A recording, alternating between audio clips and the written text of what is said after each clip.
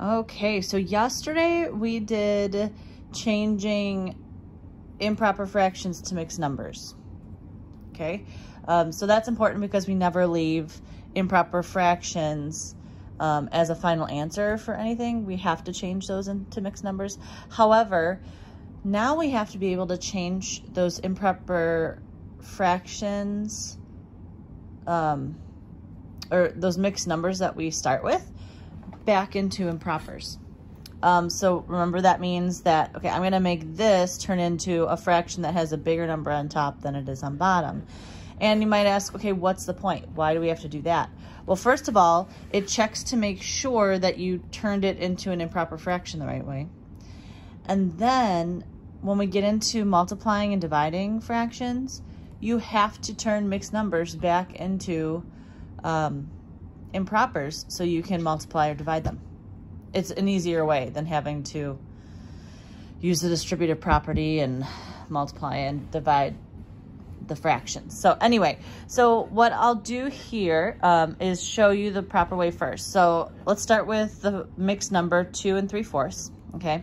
I always like this. I draw the diagram just to show, or the picture, but I use arrows. So you always start with the denominator, okay? Start with denominator, okay? And I draw an arrow from the 4 to the 2, so from the denominator to the whole number, and I put a multiplication. I'm just gonna write multiply next to it. So you're gonna multiply the denominator to the whole number. And so 4 times 2 is 8, so I'm gonna show the work there, okay?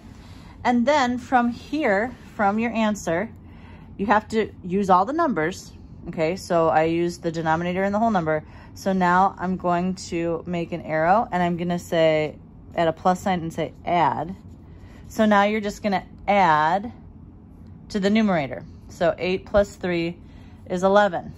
So remember, you're making an improper fraction. So I'm gonna put my fraction bar here. And what the process of doing all this gets you your new numerator. So 4 times 2 is 8, plus 3 is 11. So I put 11 on top as my numerator.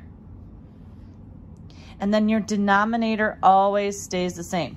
So I put the 4 back down. So here, denominator stays the same.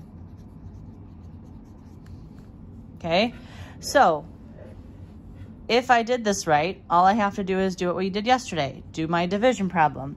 11 divided by 4. 4 doesn't go into the first one. 4 goes into 11 twice. 2 times 4 is 8. 11 minus 8 is 3. And then you just make this a mixed number with a fraction next to it. The 3 goes on top, the 4 goes underneath, and look at that. This is exactly the same as that, and this is the correct improper, right? So it's just multiply the bottom to the whole number, add that answer to the numerator, then you get your new numerator and you leave the old. So if I do, what if it's big, like 8 and 5/6? I don't know. Okay, so I might get bigger numbers. So if I do the same way, I take my denominator and multiply it to the whole number. 6 times 8 equals 48. See, bigger number. And then I take my answer to that and add 48 plus 5, which is what, 53? Here's my fraction bar. So my new numerator will be 53, everything I do for that. And my denominator will always be the same, so I bring the 6 back underneath. And look at that. 53 and over 6. 53/6. Which, once again, if I were to change it back into improper, you just do what we did yesterday. And do 53 divided by 6. 6 goes into 53. Yeah, because if I did 6 times 7, no, sorry. If I did 6 times 9, which is 1 higher, that's 54. So we have to do 8 minus 48 And then there's 13 minus 8 is 5. 5 would go on top, 6 on bottom. Look at that. So we are changing our mixed numbers back into their impropers. And look at that. So it's just multiply the bottom, the denominator and the whole number with that answer, add the numerator, and that becomes your new numerator.